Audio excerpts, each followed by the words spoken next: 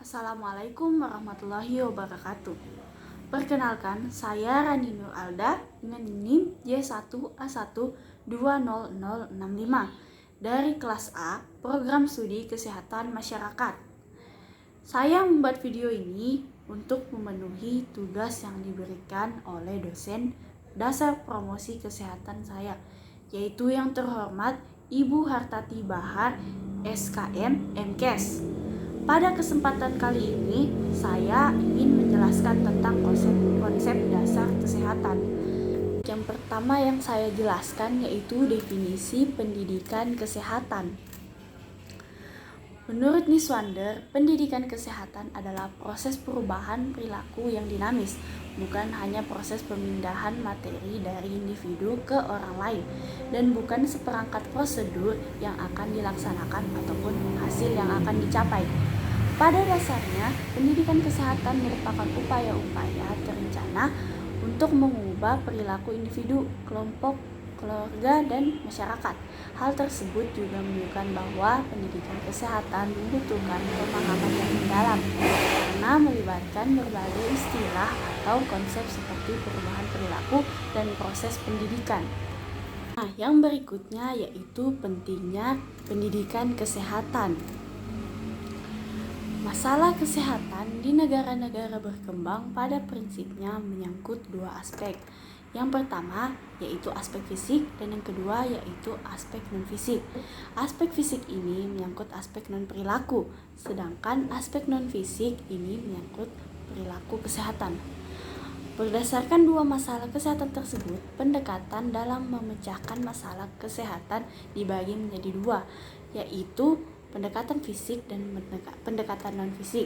Kedua pendekatan tersebut harus sejalan dalam memecahkan kesehatan dan masing-masing memiliki kontribusi yang sama.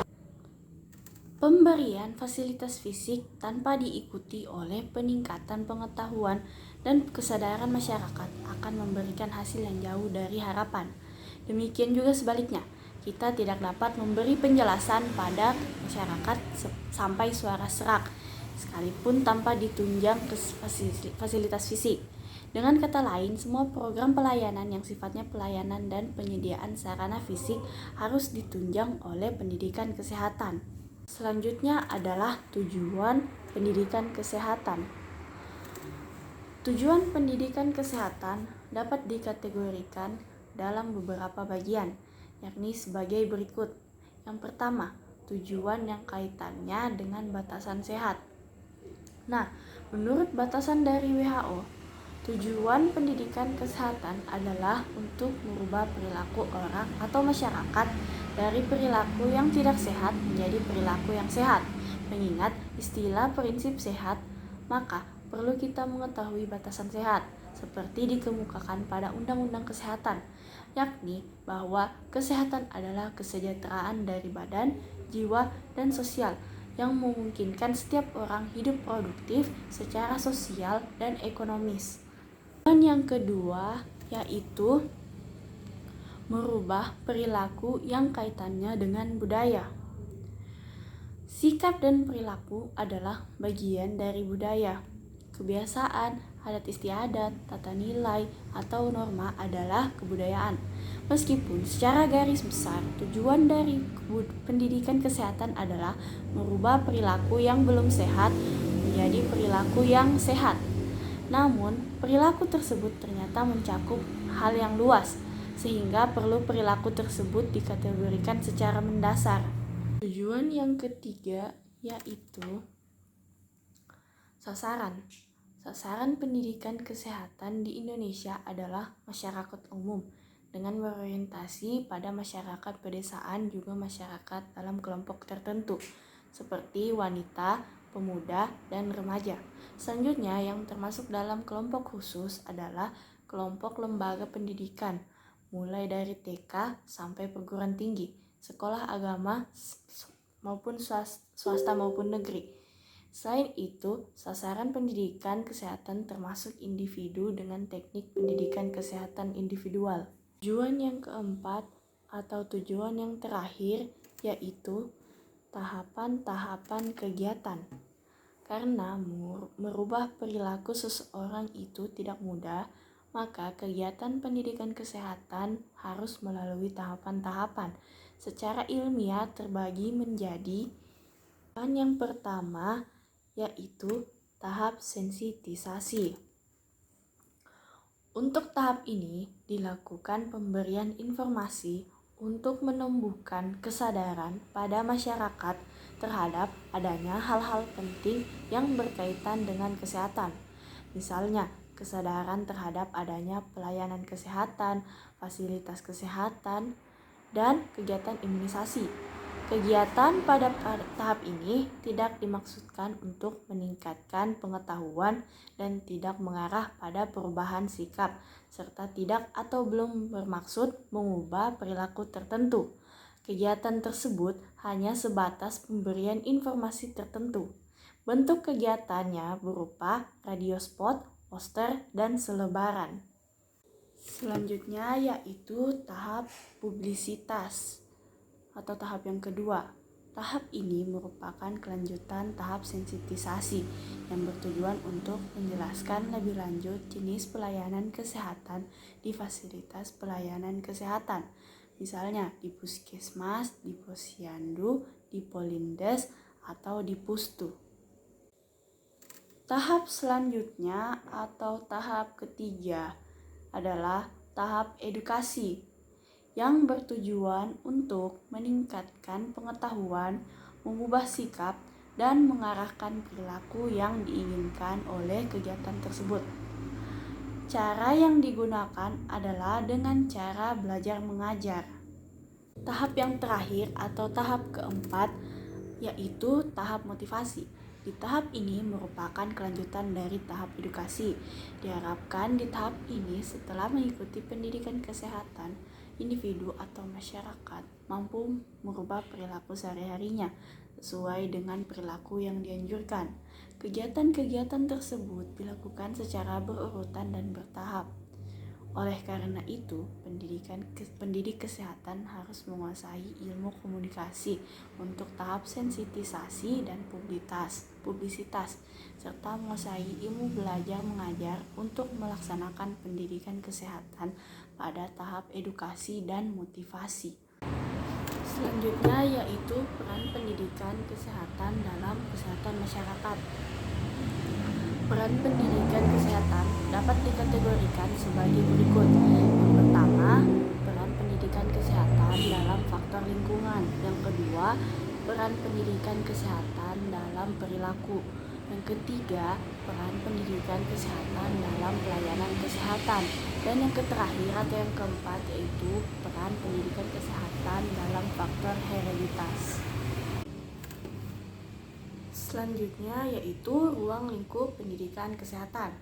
Ruang lingkup pendidikan kesehatan, baik secara ilmu maupun seni, sangatlah luas karena mencakup segi kehidupan masyarakat. Pendidikan kesehatan selain merupakan salah satu faktor dalam usaha meningkatkan kesehatan dan kondisi sosial masyarakat, juga memberikan bantuan dalam setiap program kesehatan. Ruang lingkup pendidikan kesehatan didasarkan pada aspek kesehatan, tatanan atau pelaksanaan, dan tingkat pelayanan. Yang pertama, berdasarkan aspek kesehatan. Aspek kesehatan ini terbagi menjadi dua aspek, yaitu aspek promotif dan juga aspek pencegahan dan penyembuhan. Nah, aspek promotif ini sasaran pendidikannya adalah kelompok orang sehat, yaitu sekitar 80-85 derajat populasi. Derajat kesehatan cukup dinamis meskipun dalam kondisi sehat, tetapi perlu ditingkatkan dan dibina kesehatannya. Sedangkan pada aspek pencegahan dan penyembuhan, upaya pendidikan kesehatan mencakup 3 upaya atau kegiatan, yaitu yang pertama, pencegahan tingkat primer. Nah, sasaran pendidikannya adalah kelompok yang berisiko tinggi, misalnya ibu hamil dan menyusui, perokok, obesitas, dan pekerja seks. Tujuannya agar mereka tidak jatuh sakit atau terkena penyakit. Yang kedua, pencegahan tingkat kedua atau sekunder. Sasaran pendidikannya adalah penderita penyakit kronis, misalnya asma, diabetes mellitus, dan TBC. Tujuannya agar penderita mampu mencegah penyakitnya bertambah parah. Yang ketiga atau yang terakhir yaitu pencegahan tingkat ketiga atau tersier. Sasaran pendidikannya adalah kelompok pasien yang baru sembuh. Tujuannya untuk memungkinkan penderita agar segera pulih kembali dan mengurangi kecacatan seminimal mungkin. Nah, yang kedua, berdasarkan tatanan atau tempat pelaksanaan.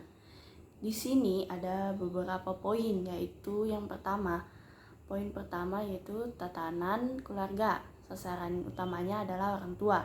Poin kedua yaitu tatanan sekolah. Sasaran utamanya adalah guru. Poin ketiga, tatanan tempat kerja. Sasaran utamanya adalah pemilik, pemimpin, atau manajer. Yang keempat, tatanan tempat umum. Sasaran utamanya adalah para pengelola tata usaha. Yang kelima, fasilitas pelayanan kesehatan. Sasaran utamanya adalah pemimpin fasilitas kesehatan. Yang ketiga, berdasarkan tingkat pelayanan. Ruang lingkup pendidikan kesehatan dengan konsep 5 levels of prevention, yaitu yang pertama, health promotion atau peningkatan kesehatan.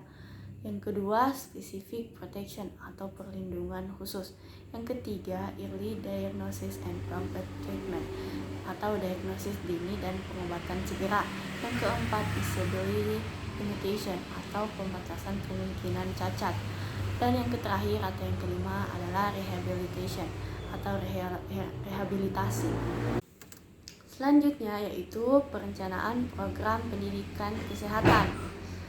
Perencanaan program merupakan kegiatan utama dalam usaha kesehatan masyarakat. Pendidik kesehatan berpendapat adanya kerangka struktur perencanaan saja tidak menjamin pelaksanaan yang benar. Struktur menjadi hidup dan berfungsi jika dilakukan melalui kerjasama tim, dan semua yang terlibat harus ikut serta dan harus berkomunikasi. Fungsi perencanaan program pendidikan kesehatan yakni sebagai pedoman pelaksanaan.